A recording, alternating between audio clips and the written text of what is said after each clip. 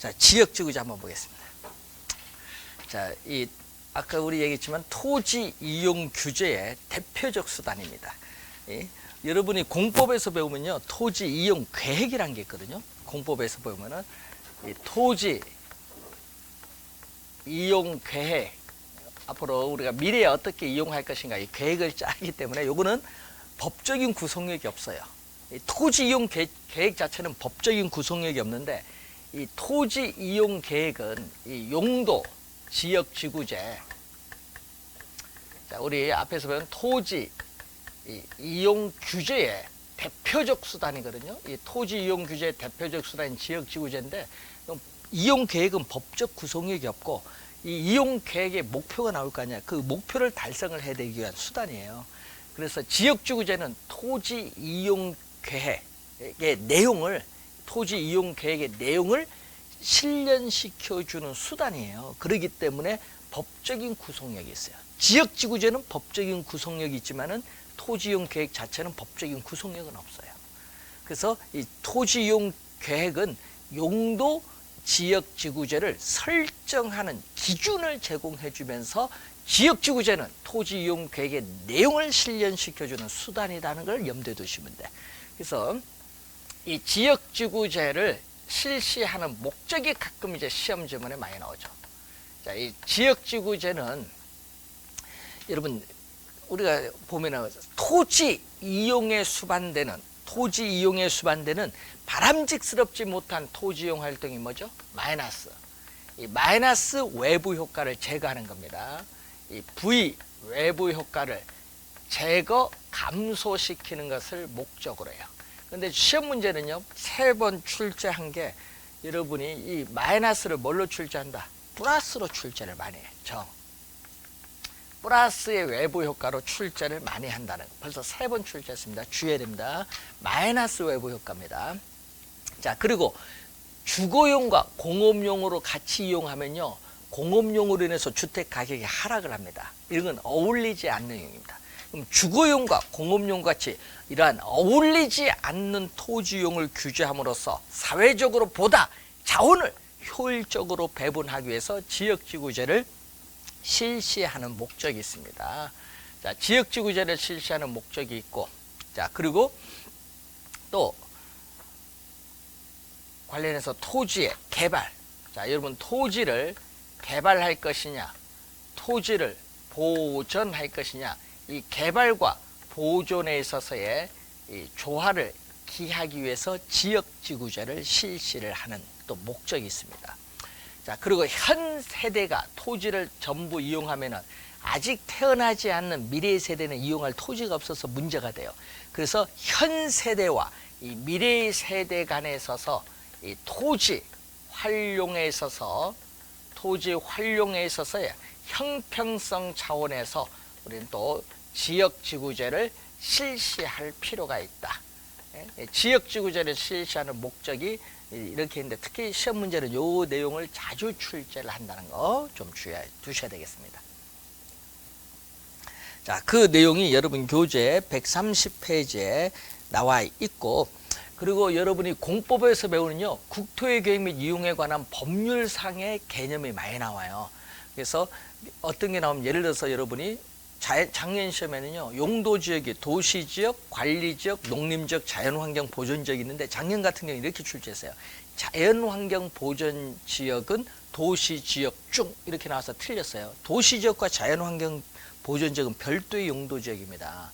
별개의 개념이야. 그래서 출제 그 작년 정답인데, 도시지역은 뭐죠? 아까 도시지역 중 하면은 주거, 주상공록이잖아. 주거지역, 상업지역, 공업지역, 녹지지역이 나와야 돼. 그래서 작년에 그게 정답이었습니다. 그래서 공법상의 지문이 자주 출제가 돼요. 또 이런 것도 나오거든요. 우리 하나의 도시 지역 내에서 고도지구, 미관지구 어떻게 돼? 중첩하여 지정할 수 있죠. 그래서 용도지구는 중첩하여 지정할 수 있어요. 근데 시험에는요, 중첩하여 지정할 수 없다, 이렇게 출제를 해요. 그러니까 이 공법상의 지문이 자주 나온다는 걸 염두에 두시면서 공부하시면 되겠습니다. 자, 여러분 교재에 지역지구제 131페이지 지역지구제와 독점의 문제에서 거기에 동그라미 3번 보면은 이 사전적 독점과 사전적 독점, 사후적 독점인데 뭐 나머지는 뭐 공부할 필요가 없고 용어를 한번 이 용어를 좀 우리가 한번 보면은 자 현재 정부가 A 지역을 신도시 개발하겠다 발표를 했어요. 자, 정부가 현재 A 지역을 신도시로 개발하겠다는 발표를 했는데 문제는 발표하기 전에 미리 토지를 점거함으로써 생기는 독점을 사전적 독점. 그럼 발표하기 전에 샀습니다. 그래서 평당 얼마? 10만 원 주고 샀어요. 평당 10만 원 주고 샀는데 발표 난 이후에 토지 가격이 급등했어요. 자, 발표 난 이후에 토지 가격이 급등해서 평당 100만 원이 됐어요. 그러면 얼마 얻는 거죠? 평당 얼마? 90만 원. 평당 우리가 90만 원이 이렇게 발생을 하는 거예요. 그러면 싸게 사서 비싸게 팔면 90만 원에 뭐를 얻을 수 있어요? 초과 이윤, 불로소득인 초과 이윤을 얻을 수 있어요. 사전적 독점은. 근데 사후적 독점은 신도시 개발 발표 난 이후에 평당 100만 원 올랐어요. 100만 원 주고 샀어요. 이게 사후적 독점이야. 100만 원 주고 샀기 때문에 초과 이윤이 발생하지 않습니다. 무슨 얘기냐? 자, 여러분이 신도시를 개발 발표한 이후에 평당 100만 원 됐을 때 투자자가 위치가 고정된 특정의 토지를 획득을 하기 위해서 지불한 가격에는 이미 발표 난 이후에 위치에 대한 이점이 다 반영된 가격 평당 100만 원 주고 사기 때문에 초과 이윤에 문제가 발생하지 않습니다. 그래서 부동산에 있어서 문제가 되는 것은 초과 이윤이 발생되는 사전적 독점이 문제가 되지 사후적 독점은 아무런 문제가 되지 않는다. 그 질문이 3번 질문 아까 의미가 되겠죠. 용어 하나 기억 좀 해두자는 얘기입니다. 자, 지역지구제 문제점 132페이지 보시면은 자, 지역지구제 문제점을 보면은 우선 어떤 문제점이 있느냐? 지역지구제 문제점을 보면은 자, 개발이 억압되는 지역, 개발이 안 되면 어떻게 돼? 개발이 억압되는 지역은 당연히 지가가 하락을 하고 또 그렇지 않은 지역은 개발로 인해서 지가가 상승해서 지가에 있어서 형평성에 문제가 발생해요. 또 지나치게 엄격하게 경직되게 지역지구제를 적용을 하게 되면은 택지를 조성 공급에 제한을 받아요. 그래서 지가를 상승시키는 문제가 발생하고 또 토지 소유자에 의한 불법적인 토지의 개발, 이용을 조장, 촉진시킬 수 있는 문제점을 또 가지고 있습니다. 그리고 지역지구제는요, 우리나라는요, 지역의 특성이나 기능에 맞는 용도를 지정한 것이 아니라 전국토를 획일적으로 용도를 지정했습니다. 그리고 또 규제가 우리는 신축적이지 않고 경직적이야. 그러다 보니까 우리는 지역지구제가 잘못 지정되었거나 사회 경제적으로 신축적으로 대응을 하지 못하는 경우에는 바람직스러운 토지용이 배제될 수 있는 문제점을 가지고 있다. 지역지구제가 가지고 있는 문제점이다. 그러다 보니까 우리 용도 변경하는데 그래서 말이 많잖아요. 특혜가 나오니 신축적이지 못하다 보니까 너무 규제를 많다 보니까 약간만 규제를 하면 특혜란 말이 나오는 이유가 그런 겁니다. 너무 경직적이라는 게 우리나라는. 자, 그런 문제점인데 작년 시험에 우리가 또 출제를 또 하는데 지역지구제가 공법상의 지문들이 출제를 많이 하는 겁니다. 자, 그러면 여러분 교재에 있어서 133페이지에 토지 정책이 나오는데 토지 정책의 목표가 많죠.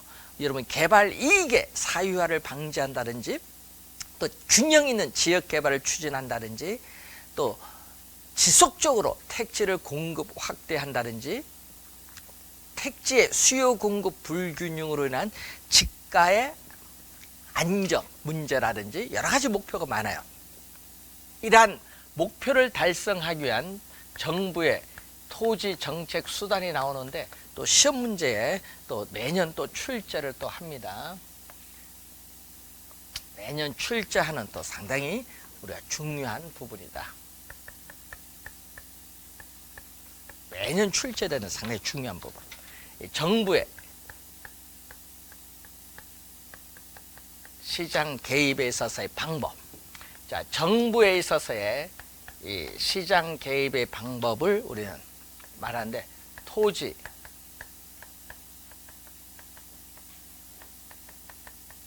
정책 수단을 얘기하죠. 자, 그럼 이 정부의 시장 개입의 방법을 보게 되면은 우선 정부가 부동산 시장에 직접 개입을 하죠. 그래서 이 수요자와 공급자의 역할을 적극적으로 수행하는 것이 있습니다. 자, 그리고 시장 기구의 골격, 틀을 유지하면서 이 시장 기능을 통해서 소기의 정책 효과를 달성하고자 하는 간접 개입이 있죠. 즉 부동산 시장에 부동산 수요와 공급에 영향을 미치는 요인을 변화시켜서 우리는 간접적으로 우리가 개입을 하는 방법이 있어요. 그리고 우리는 사회적으로 바람직스럽지 못한 토지 이용을 바람직한 방향으로 유도하기 위한 어떻게 돼 법적 행정적 조치를 취해주는 이 토지 이용 규제가 있어요. 그래서 여러분 방금 배운 토지 이용 규제의 대표적 수단이 바로 지역 지구제, 또 토지 구획 규제, 뭐 건축 규제 이런 게 있고 또 개발권 양도제가 있어요. 여러분 나중에 부동산 개발 가면 배우게 될 용어 개발권 양도제 TDR이 있는데 자, 이 개발권 양도제 TDR이죠. 개발권 양도제도 TDR은 현재 요 지문이 3번 출제했습니다. 최근에 현재 우리나라에서는 개발권 양도에 관한 법률이 없어요. 그래서 현재 우리나라에서는 시행하고 있지 않는데 시행하고 있다는 걸 벌써 3번 출제했어요. 현재 우리나라에서 시행하고 있지 않다. 꼭 기억해 두셔야 됩니다. 자, 그리고 이 시험 문제는요. 요것을 출제하잖아요. 계속 요 2개 여러분 비교할 수 있느냐. 직접 간접 개입을 잘 비교해야 돼요. 그래서 직접 개입의 대표적인 게 뭐죠? 우리는 개발 대상 지역의 토지를 전면 매수 하는 것 하죠. 수용을 해서 택지 개발 촉진법에 근거해서 우리는 뭐를 한다? 공영 개발을 하죠. 공영 개발. 그리고 조성된 택지를 분양을 하지 않고 임대하는 제도, 공공 임대 보유라든지 또는 공공 투자 사업을 한다. 공공 투자 사업을 한다든지 자, 그리고 또 이 토지 은행 제도, 토지 은행 제도 또는 토지 비축 제도가 있어요. 토지 은행 제도, 비축 제도가 이런 거는 직접 개입입니다. 간접 개입은요. 이 취득세, 재산세, 종합부동산세, 양도소득세와 같은 뭐를 부과한다? 세금을 부과를 한다든지 또 보조금 지급한다든지 주의를 해야 될 거 24회, 26회 출제했죠. 개발이익 환수에 관한 법률에 의해서 이 개발부담금 부과하는 것은 직접 개입이 아니라 무슨 개입? 간접 개입. 꼭 기억해야 됩니다. 여러분 작년 시험에 이렇게 나왔거든요. 보조금 지급과 부담금 부과 등은 정부의 직접 개입의 방법에 속한다? 틀렸죠. 간접 개입이죠. 작년 정답 지문입니다. 그래서 어디 속했는지 그걸 잘 판단해야 돼요. 자, 그리고 토지에 대한 정보를 창출해서 제공해 준다든지 또 등기나 지적 체계를 통해서 토지 소유권을 명확하게 설정해 주는 이 행정상 지원도 있고 또 이 금융상 지원. 자, 정부는 금융기관을 통해서 간접적으로 또 개입을 하기도 해요. 대표적으로 뭐가 있어요? 우리는 대부 비율, 부동산 가격에 대한 대출금이 차지하는 비율, 대부 비율, 소득 대비 부채 비율을 나타내는 총부채 상환 비율, DTR. 이러한 금융상 지원은 무슨 개입? 간접 개입입니다. 벌써 2번 출제했어요. 직접 개입이 아니라 무슨 개입? 간접 개입. 하여튼 직접 개입 수단, 간접 개입 수단을 잘 확인을 해 두셔야 되는 부분이 되겠습니다.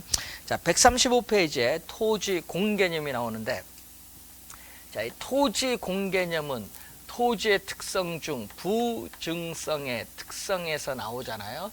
토지는 한정되어 있잖아요. 그래서 여러분 토지 소유자의 개별적인 권리나 이익은 최대한 보호가 되어야 되겠지만은 어떻게 돼? 대다수의 사람의 용도상 공공복리 차원에서 어느 정도 우리는 규제를 할 수밖에 없어요. 그래서 이 토지 공개념이라는 것은 토지의 이 사회성 공공성을 강조하는 개념입니다.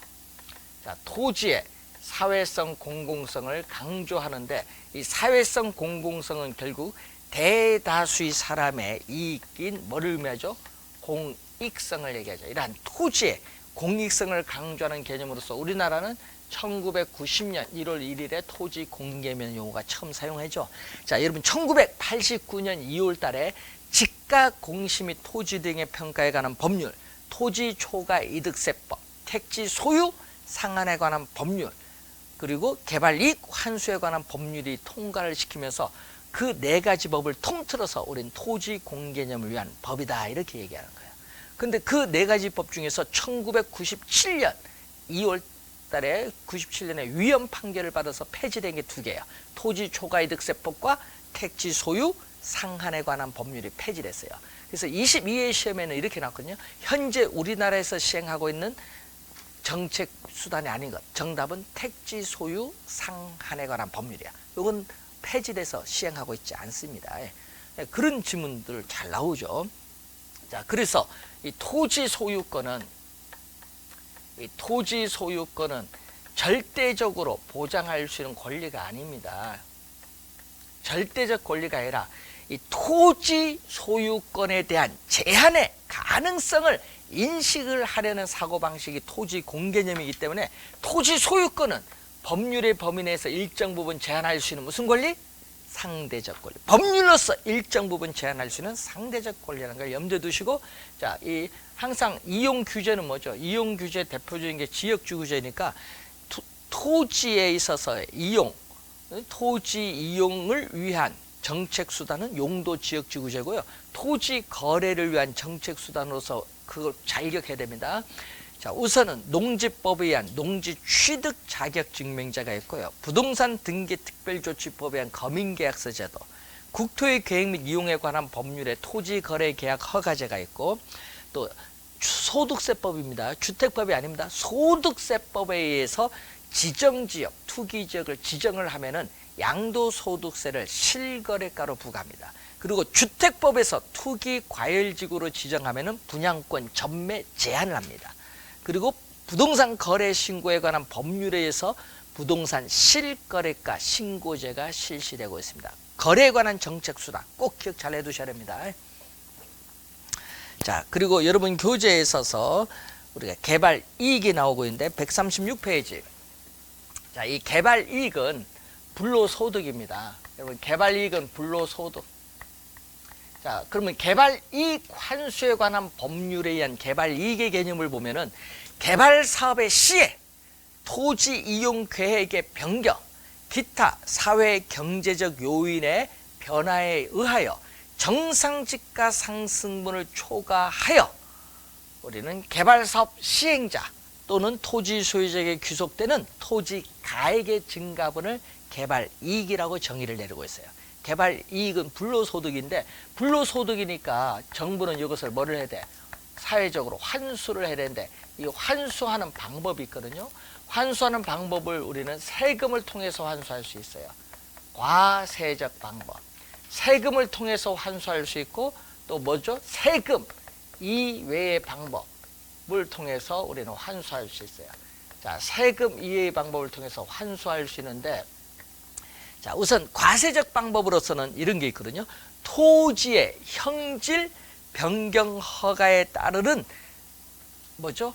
토지의 형질 변경 허가에 따르는 간주 취득세를 부과한다든지, 또 지가 상승분에 대해서 토지 거래 시에 양도소득세를 부과한다. 뭐 이런 것은 과세적 방법이에요.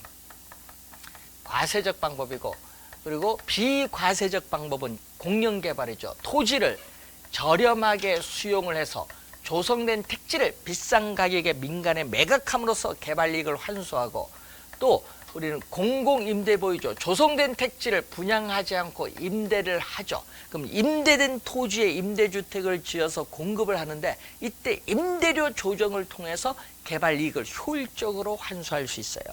그리고 이 개발 이익 환수에 관한 법률에 의해서 개발 부담금을 부과하죠.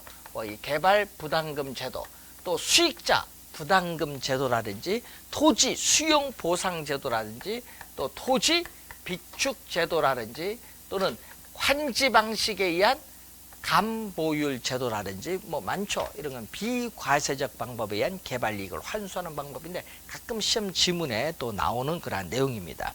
자, 137페이지 밑에 토지은행제도 시험에 많이 나오는 또 개념인데 이 토지은행 요거거든요. 자, 이 토지은행제도, 자, 22회 시험은 또 요걸 출제를 했었죠. 22회 시험 우리가 2009년 2월 임시국회에서 통과를 시켰는데 뭐죠? 공공토지, 토지 요 은행제도의 근거가 되는 법률이 22회 시험에 나왔어요. 이 우리가 토지의 비축에 관한 법률.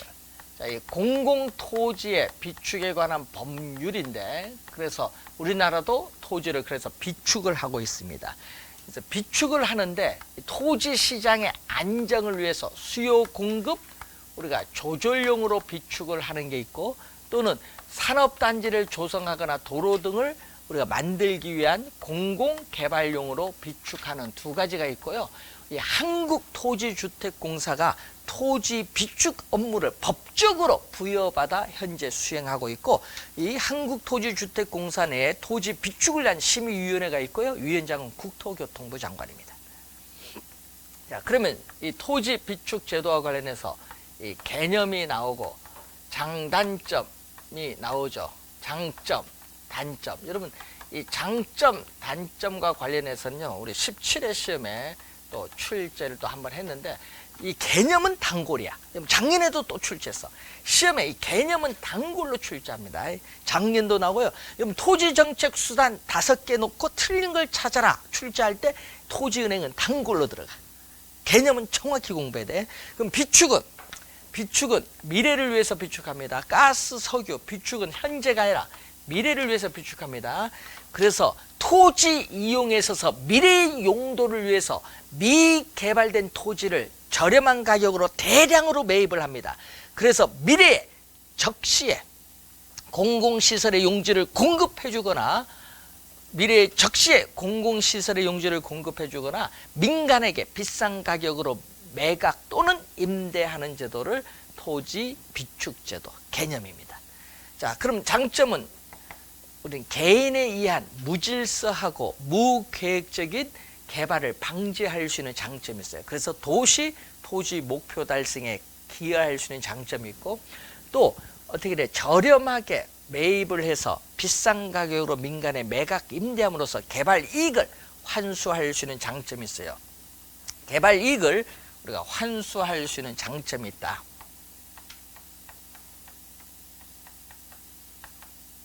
그리고 우리는 적시에 우리가 시설의 용지를 공급을 할 수 있죠. 네? 장점. 이 두 가지는 좀 신경 많이 쓰시고 그런데 단점은 대량의 토지를 매입을 하는데 토지 매입 비용이 많이 든다. 단점. 또 매입 시와 매각 시까지는 오랜 시간이 걸리는데 이 오랜 시간 동안 공공자유 보유인 국공유지 상태로 보유하면서 관리를 해야 되는 또 어려운 문제가 발생을 하고 또 미래의 용도가 불분명할 경우에는 정부 스스로 투기자가 될 수도 있고 또 투기 방지 대책이 없이 토지를 대량으로 매입을 할 경우에는 인근 지역의 지가를 상승시키면서 투기를 유발할 우려가 있다는 단점은 있어요. 장단점보다는 최근에 계속 뭘 출제? 개념을 지문에 많이 출제를 하고 있다 이런 얘기죠. 그래서 여러분이 최근에 지문을 하여튼 많이 나오고 있다는 걸 염두에 두시면 되겠습니다. 자, 139페이지에 임대주택 정책 가는데 자, 임대주택 정책 가기에 앞서서 우선 용어 하나 설명을 하는데 가격 통제, 가격 규제라는 용어가 있어요. 자, 영어 우리가 프라이스는 가격이고요. 컨트롤은 뭐다? 통제죠. 예, 가격 통제. 규제인데, 그래서 정부가 규제를 하는 목적이 있거든요. 가격 규제를 하는 목적은 정부가 특수한 목적. 자, 이 정부가 이 특수한 목적을 달성하기 위해서 규제합니다. 특수한 목적을 달성하기 위하여 시장에 직접 개입을 합니다. 자, 정부가 특수한 목적을 달성하기 위해서 시장에 직접 개입을 한다. 정부가 특수한 목적을 달성하기 위해서 시장에 직접 개입을 해서 우리가 가격에, 여러분 간접 개입이 아닙니다. 직접 개입, 가격에 인위적인 규제를 가하는 거죠. 자, 가격에 인위적인 규제를 가하는 것을 우리는 가격 통제인데, 여기에는 두 가지가 있어요. 우리가 최고 가격제와 최저 가격제가 있는데, 이 최저 가격제는 자, 1988년 1월 1일부터 시행된 최저임금에 관한 법률에 의한 최저임금 제도가 가격 통제. 우리나라 올해 최저임금 얼마죠? 예? 예? 6,000원 안 넘었나요? 6,030원? 6,030원 아닌가요? 원래? 그럼 6,030원 이상은 줘야 되는 거야. 최저 줘봐야 얼마? 6,030원이야. 6,030원 이상은 줘야 돼. 최저임금제도. 근데 이건 부동산 아니죠, 최저임금제도. 그럼 우린 이게 중요하지. 부동산과 관련된 거. 자, 이 최고 가격제, 임대료는 렌트, 월세입니다. 여러분, 임대료 규제는 월세 규제, 렌트, 임대료 규제 또는 임대료 규제, 임대료 상한제 또는 임대료 한도제라고 합니다. 임대료 또 한도제라고 하는 거죠. 그리고 또 뭐가 있냐?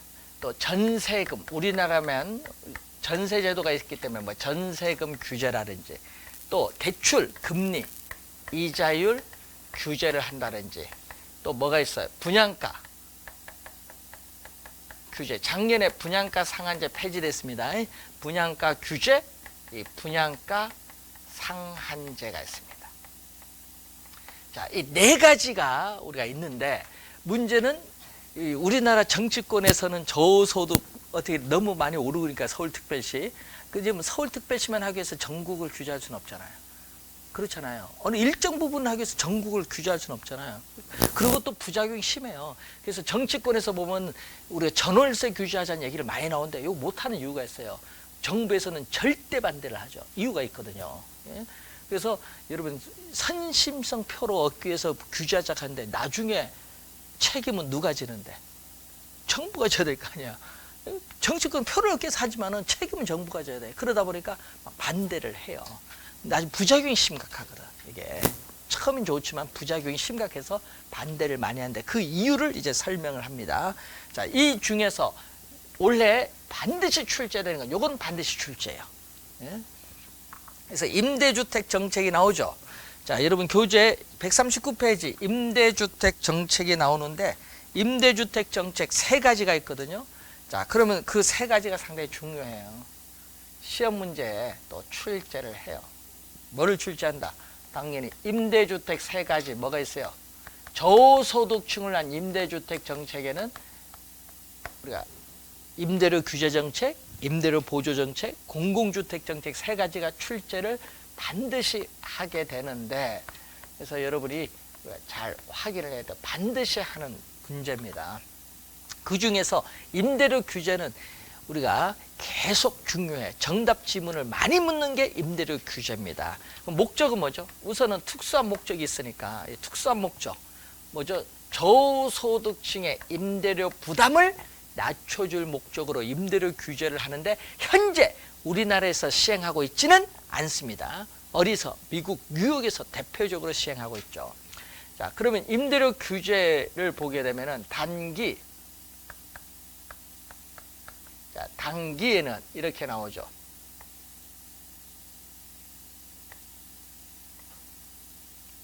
단기에는 임대주택 공급량은 고정됐어요. 단기에는 임대주택 공급량이 고정되어 있던 완전 비탄력적인 형태인 뭐가 돼? 수직선이 돼요. 근데 장기로 가면 달라져요. 자, 장기로 가면은 공급량이 변화했기 때문에 장기로 가면 공급량이 변하니까 뭐죠? 우상향 형태가 된다. 근데 임대차 계약 기간 있죠. 임대차 우리나라 보통 1년 하잖아요. 그럼 임대차 계약 기간 동안에는 이사 가기가 쉽다 어렵다? 어렵죠. 이사 가기가 어려우니까 이사 가기가 쉬우면 탄력적, 이사 가기가 어려우면 비탄력적이니까 기울기가 급해요. 그럼 수요와 공급이 만나는 점이 바로 우리는 수요와 공급 곡선이 교차하는 점이 바로 균형입니다. 이 균형 임대료 또는 시장 임대료라고 해요. 균형 임대료, 시장 임대료인데 이 임대료가 예를 들어서 여러분 60만 원이다. 시장에서 월 60만 원이다. 너무 비싸다. 그래서 임차인의 임대료 부담을 낮춰주기 위해서 우리 규제를 하자. 그래서 이 임대료보다 낮은 수준에서 이렇게 규제를 하게 돼요. 그럼 이게 바로 뭐죠? 규제 임대료가 되죠. 얼마에 규제하느냐? 예를 들어서 뭐 30만 원에 규제를 했다. 30만 원에 규제를 했다. 그럼 이 규제 임대료가 임대료에 우리 뭐라고 하냐? 상한선. 자, 임대료의 상한선이에요. 규제 임대료가. 그럼 이 규제 임대료가 뭐냐? 30만 원 받아도 되고요. 29만 원 받아도 되고 25만 원 받아도 됩니다. 근데 31만 원은 못 받아. 그럼 이 규제 임대료 30만 원이 이 법이 허용하는 범위 내에서 받을 수 있는 최고의 가격입니다. 그래서 여기에 뭐가 붙은 거야? 최고라는 용어가 딱 붙은 거야. 법이 허용하는 범위 내에서 받을 수 있는 최고의 가격. 시험 문제는 또 뭘로 출제해버려? 최저로 출제하거든요. 최저가 아닙니다. 최고 가격이면서 임대료의 또 뭐죠? 상한선이죠. 임대료의 상한선은 또 무슨 가격? 상한 가격입니다. 최고 가격이면서 상한 가격이죠. 또 균형보다 밑에 있다고 해서 또 우리 출제를 또 뭐죠? 하한으로 합니다. 또 하한 아니라는 거 주의해 두셔야 되겠습니다. 자, 그러면은 요 단기에 보면은 공급량은 이렇게 고정이 됐어요. 이 단기에 임대주택 공급량은 고정이 됐는데 요 임대료의 차이만큼 임차는 혜택을 보니까 수요량은 증가하죠. 그래서 요 규제 임대료 만나는 점에서 수요량은 이렇게 돼요. 수요량. 그러면은 이때 요 차이죠. 요만큼 뭐지? 수요량이 공급량보다 더 많은 상태를 수요량이 공급량보다 더 많은 상태를 우린 전문용어로 뭐라고 하냐면 초과 수요라고 하는데 시험에는 또 초과 공급으로 많이 내거든요. 초과 공급이 아니라 초과 수요입니다. 이 초과 수요만큼 수요량이 공급량보다 많은 만큼 임대주택은 부족해져. 자, 임대주택은 이렇게 부족을 한 겁니다. 초과 수요만큼 임대주택은 부족해지는 거예요. 근데 여러분 한번 보세요. 단기에 임대료를 규제를 하게 되면은 임대료를 규제하면 어떻게 돼? 요 차이만큼 임차인은 혜택, 이득을 얻는데 임대주택 공급량은 어떻게 돼요? 임대료는 손해를 보지만은 공급량은 변화가 없어요. 그래서 이 단기에는 임대료 규제의 효과가 충분히 발휘되고 있어요. 자, 단기에는 임대료 이 규제에 있어서의 효과가 충분히 발휘되고 있다. 단기에는 임대료 규제 효과가 충분히 발휘되고 있다라는 거. 왜? 공급량이 변화가 없기 때문에. 임차인 그러면 여러분이 우리 배운 것 중에 이 균형 임대 이런 규제를 하기 전에 시장의 균형 임대료와 거래량 곱한 이 흰 부분이죠. 이 흰 부분이 임대인의 총수입이야. 이 흰 부분이 총수입인데 규제를 하면 어떻게 돼요? 30만 원 규제하면 이 규제 임대료와 거래량 곱한 이 빨간 부분, 이 부분이 뭐가 돼? 이 빨간 부분이 총수입이 돼. 그러면 어느 부분이 이제 문제가 되는 거야? 요 노란 부분이 있죠. 요 노란 이 부분이 원래는 규제를 하기 전에는 임대인의 총수입에 들어갔는데 규제를 했더니 이 임대인 총수입에서 이 노란 부분이 빠져나가. 그럼 이 부분이 어떻게 돼? 임차인은 요 전체를 주다가 이제 요것만 주니까 이 노란 부분, 임대인의 요 소득 중 일부분, 이 노란 일부분이 누구에게로 규제를 하면서 임차인에게로 소득이 뭐가 돼? 재분배되는 거야. 임차인에게 소득이 재분배되는 결과가 나타나는 거예요. 뭐에? 단기적으로 지금 보고 있는 겁니다. 그럼 장기로 가면 달라져요. 장기로 가면 계약 기간이 끝나기 때문에 또 어떻게 돼요? 싼 걸로 또 나오죠. 그리고 수요량도 또 이전보다 많아지기 때문에 기울기는 이것보다는 완만한 탄력적인 형태가 돼.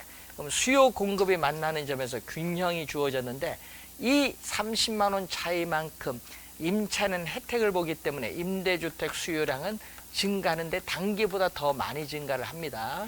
그리고 임대인은 손해를 보기 때문에 임대주택에 자금 투자를 기피하고 기존의 임대주택도 다른 용도로 전환합니다. 즉 기존 임대주택에 비용을 투입을 해서요 개조를 해. 그래서 자가주택으로 개조해서 자가주택으로 매각을 해버려. 매각을 해버리니까 점점 공급은 어떻게 돼요? 장기적으로 공급량은 뭐죠? 줄어들어. 장기적으로 임대주택 공급량은 줄어들어요. 그럼 공급이 줄어든다는 거예요. 주의해야 됩니다. 장기적으로 공급량이 줄어드니까 공급은 이 정도밖에 안 되는데 사회적으로 필요한 양은 이만큼이에요. 그렇기 때문에 이 크기만큼 장기적으로 임대주택에 대한 초과 수요가 발생하는데 문제는 단기에 요거보다 장기로 갈수록 이 크기가 더 커요. 단기보다 장기로 갈수록 초과 수요는 더 커지기 때문에 임대주택의 부족 현상이 더 심화가 돼. 그래서 저소득층은 임대주택 구하기가 어떻게 더 어려워진다는 거예요. 이러한 초과 수요로 인해서 우리는 또 장기적으로는 블랙 마켓의 암 시장이 형성돼. 암표 사보신 분은 생각하면 돼. 비싼 돈 주고 사죠, 암표. 암 시장이 형성되면 비싼 돈 줘야 돼. 그러면 현재 규제 임대료인데 어떻게 요 공급량 수에서 초과 수요자들의 경쟁에서 수요 곡선과 만나는 점까지 기꺼이 지불할 용의가 있다. 암시장에서 형성되는 임대료예요. 그럼 이 노란 암시장 임대료와 규제 임대료 두 개가 생기거든요. 그래서 장기적으로는 임대료 두 개 생깁니다. 이중 가격이 형성돼. 장기적으로는 임대료에 대한 이중 가격이 형성되는데 그러다 보니까 장기로 가면요 시장 오히려 임대료가 더 높아요. 그 부작용이 발생하는 거예요. 그러니까 규제를 안 하지 정부가. 비싸고 또 문제가 뭐가 발생하느냐? 예? 암 시장에서 또 불법적인 또 임차인이 먼저 했다가 또 다른 임차인이 또 임대해. 또 불법적인 뭐가 발생해? 예? 또 전대가 또 발생하는 거야. 먼저 임차 받은 사람이 또 그걸 다 다른 사람이 또 높은 가격에 해주고 또 임대를 또 해줄 수 있어요. 예, 그런 형상이 나타날 수도 있어요. 자, 그래서 암시장에서 음성적인 거래가 이루어지는데 문제는 신규 임차인은 암시장에서 높은 임대를 내고 기존 임차인은 요 규제 임대를 내니까 이 가격 차이만큼 신규 임차인과 기존 임차인 사이에 장기적으로 소득 분배의 불균형이 심화돼요. 이 기존 임차인보다 암시장에서 높은 임대를 지불하는 신규 임차인이 장기적으로 불리한 위치에 놓이게 되는 겁니다. 그리고 이 규제 임대료를 기존 임차인이 내는데 다른 지역으로 회사 정금 발령이 나면은 다른 지역으로 이사를 못 가. 이사 가면 암시장에서 높은 임대를 내야 되니까. 그러니까 현재 있는 주택에 계속 살아야 돼요. 그래서 기존 임차인의 주거 이동, 주거 이전이 활발하지 못하고 오히려 저하가 돼요.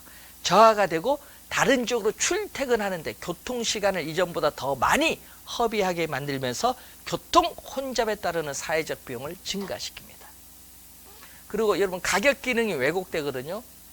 여러분 가격에 규제하니까 가격 규제를 하면요 가격 기능이 왜곡이 돼요. 이 가격 기능의 왜곡은 결국은 어떻게 돼? 자원 초과 수요가 생기니까 자원 배분, 자원 균형이 아니다 보니까 이 자원 우리가 배분에 있어서의 뭐가 나타난다? 비효율성이 나타나요. 하여튼 가격 기능이 왜곡이 되면은 시장에서의 자원 배분에 비효율성이 나타나는 거. 자, 이런 점이 또 있고 또 임대인은 손해를 보니까 임대주택을 보수하기 위한 비용을 지출하지 않기 때문에 임대주택 질적 수준은 저하. 작년에 정답 물었죠. 임대주택 질적 수준은 저하되면서 임대주택을 둘러싼 주거 환경은 악화되면서 점점 슬럼화가 돼요. 그래서 미국 뉴욕은 이거 실시하고 있잖아요. 미국 뉴욕의 70%가 슬럼가입니다. 중산층은 뉴욕에 못 살아요. 어디 살아? 비싸니까 고소득 상층은 맨하튼 이쪽에 살고요. 못 살아. 그러니까 어느 쪽가 주변에 버지니아주, 뉴저지주 이런 식으로 빠져나가요. 못 사는 거야, 그 안에. 예? 그러다 보니까 뉴욕은 1934년부터 현재까지 시행하고 있는데 이걸 어떻게 돼? 뉴욕 주지사가 시장이 폐지하려고 공약을 내서면 다 떨어져. 예? 지금까지 폐지를 못해. 예? 그러니까 부작용이 심각한 거예요, 도시에 있어서. 예? 그러니까 만약에 서울특별시에 딱 이거 규제를 했다 하면요. 한 20년 지나면 서울특별시에 불량주택이 한 70% 갑니다. 재개발 안 돼요. 임대료 폭등 가져오는데 누가 재개발해? 못해요. 그러면 서울특별시는 어떻게 돼? 계속 주거 환경이 떨어져서요. 도시로서 상당히 문제가 생겨요. 뉴욕 보세요. 세계적 도시인데도 문제 생기잖아요. 그래서 규제 절대 반대하는 거예요, 정부가. 예? 그래서 이제 1988년도에 조순 부총리가 뉴욕 주립대 출신인데 그때 51년도 공부할 때 요거 괜찮은 제도인 것 같다. 그때 당시에 그때는 초기니까. 그래서 그때 당시에는 괜찮은 제도 요거 도입하면 좋겠다 했는데 우리가 88년도에 도입을 하려고 했더니 경제기획원 그때 당시 관리들이 반대를 해요. 부작용 엄청 심각하다. 그래서 도입한 게 주택임대차 보호법을 도입을 해서 그걸 가지고 보호를 해주고 있는 거예요. 그래서 여러분 주택임대차 보호법이 제정하게 된 동기가 여기 있는 거예요. 그때 당시 조순 부총리 시절에. 자, 그래서 여러분 잘 이거 이해를 좀 해둬야 되는데 시험 문제 이쪽에서 정답을 출제를 하거든요. 정답 지문이 제일 많이 나와요. 여기서. 임대료 규제 잘 봐두셔야 됩니다. 시험에 하여튼 단골인데 또 한 4번 나온 게 있어요. 시험 문제 4번 나온 게 요게 있거든요. 규제 임대료 요게 한 4번 정도 근데 2번은 정답은 묻은 것 같아. 규제 임대료가 시장의 균형 임대료보다 높으면 이미 뭐가 돼요? 이미 균형에 도달됐어요. 이미 균형에 도달됐기 때문에 임대주택 시장에 아무런 영향을 미치지 아니한다. 임대주택 시장에 아무런 영향을 미치지 아니한다라는 것을 기억해 두시면 돼요. 자, 우선 임대료 규제에 관련된 내용을 살펴봤습니다. 자, 여러분 교재 임대료 보호조 140페이지에 임대료 보호조 정책이 있습니다. 자, 임대료 보조는 누구에게 보조해 주죠? 우리가 수요 측인 수요자에게 보조할 수 있고 또 누구에게? 우리는 공급자에게 보조해 줄 수 있지. 자, 이 수요자에게 보조해 주는 게 2가지가 있습니다. 여기 보니까 현금 보조. 현금 보조는 이 소득 보조를 말합니다. 그리고 우리가 또 집세 보조가 있어요. 집세 보조는 가격 보조입니다. 자, 그러면은 이 정부가 임대료를 보조하는 목적은 뭐냐? 저소득층에게 임대료의 일부를 무상으로 보조를 해주죠. 그래서 저소득층의 주거 생활을 안정시키고 저소득층의 주택 문제를 해결하기 위한 제도입니다. 그런데 현금으로 보조해 줄 수 있거든요. 그러면 현금으로 보조해 준다 얘기죠. 그래서 정부가 저소득 임차인에게 임대료의 일부를 현금으로 보조해 줘요. 그러면 현금 보조해 준 금액 얼마냐? 예를 들어서 30만 원 보조했다. 그러면 현재 시장에서 임대료는 60만 원인데 현금으로 30만 원 보조해 주겠다는 얘기예요. 그러면 현금 보조해 준 금액만큼 저소득층이 뭐가 높아지죠? 여러분 30만 원 더 소득이 높아지는 거 아니에요? 현금 주니까 실질 소득이 높아져요. 자, 이 실질 소득이 높아지면은 자, 30만 원 주면요. 20만 원은 임대주택 소비할 수 있지.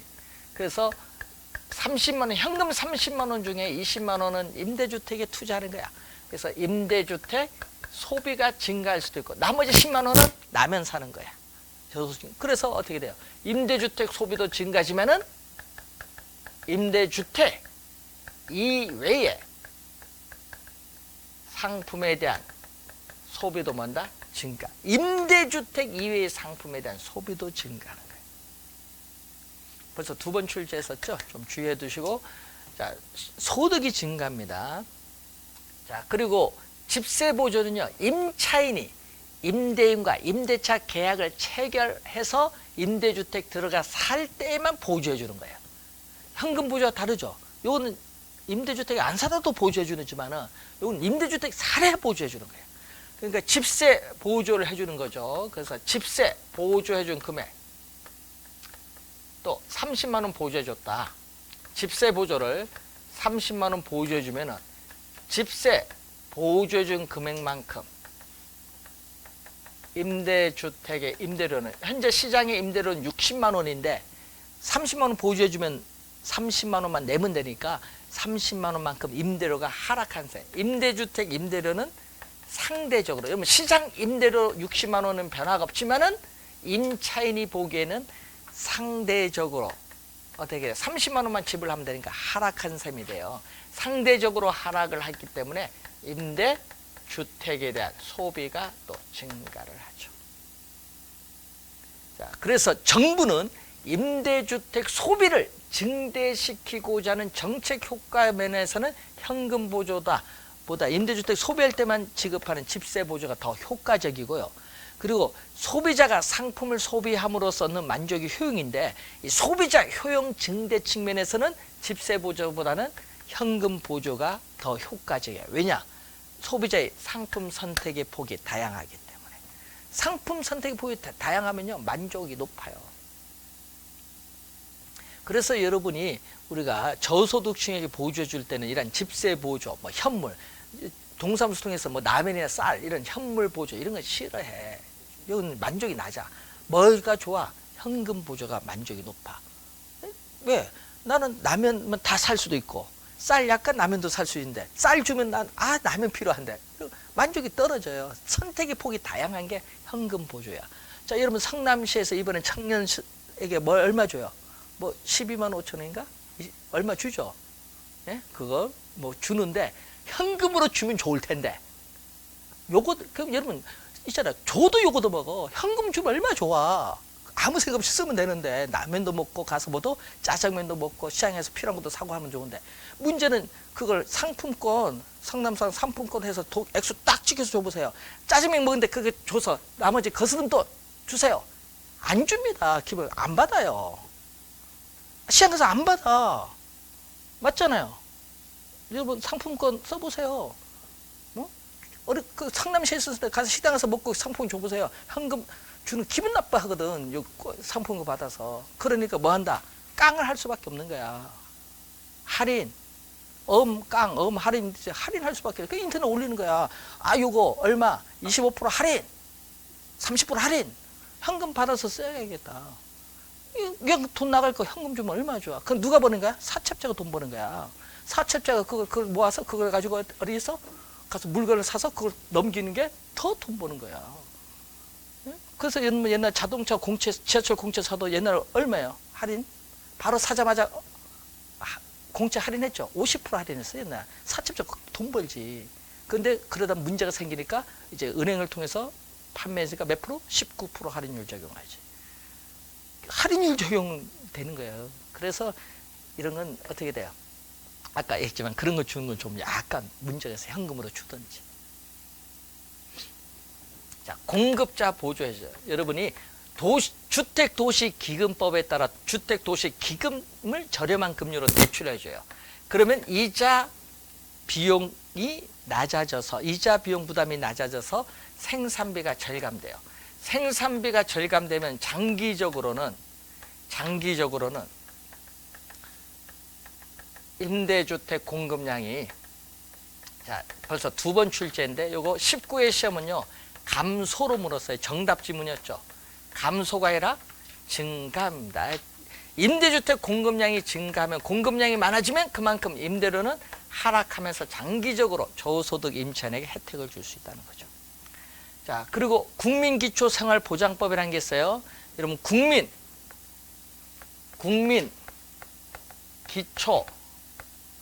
국민기초생활보장법이 있는데 이 보장법의 기초생활수급자에게 우리 주거급여를 줘요. 그런데 기초생활수급자에게 임차료, 유지수선비 등을 지급을 주거급여의 형태로 주는데 이게 액수가 너무 적어요. 6만 원에서 한 11만 원 정도 너무 적다 보니까 생계급여의 성격이 강화돼서 정부가 도입을 한 게 있어요. 작년 10월 1일부터 전국을 대상으로 시행하는 제도가 주택 바우처 제도예요. 주택 바우처 제도가 주거급여인데, 예? 주택 바우처 제도인데 이 바우처가 뭐냐? 우린 교환권, 상품권을 주는 거예요. 교환권, 상품권. 자, 여러분 교환권 보면 상품권 액수 있죠? 딱 찍혀 나오는 건데 누가 주는 거예요? 자, 정부가 누구에게 저소득 임차인에게 뭘 지급? 바우처를 지급을 하면은 임차인은 누구에게? 임대인에게 임대료를 지불하지. 그 임대료에는 바우처. 우리나라는 최대 34만 원 지급하는데 30만 원 죽으면 바우처 30만 원에 현금 예를 들어서 20만 원 합쳐서 임대료를 얼마?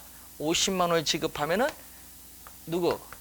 이 임대인은 정부의 바우처를 제시를 해서 뭐를 받는 거야? 현금을 이렇게 받는 제도입니다. 주택 바우처 제도인데 그래서 공공주택은 안 돼. 공공주택은 임대료가 이미 싸니까 안 되고 민간 임대주택에만 적용하고요. 임차인이 전국의 어느 임대주택 살든 관계없어요. 대상만 되면은 지급을 해요. 그래서 임차인의 주거 선택권이 보장된다는 장점이 있어. 임차인의 주거 선택권이 보장될 수 있는 주택 바우처 제도 작년 10월 1일부터 실시되었는데 그래서 출제를 작년에 한 거예요. 그래서 시험에 2번 나왔는데 23회 시험, 26회 시험에 출제된 제도 바우처 제도 좀 잘 알아두셔야 될 제도입니다. 자, 잠시 쉬고 여러분 교재 142페이지 공공주택 정책 들어가도록 하겠습니다.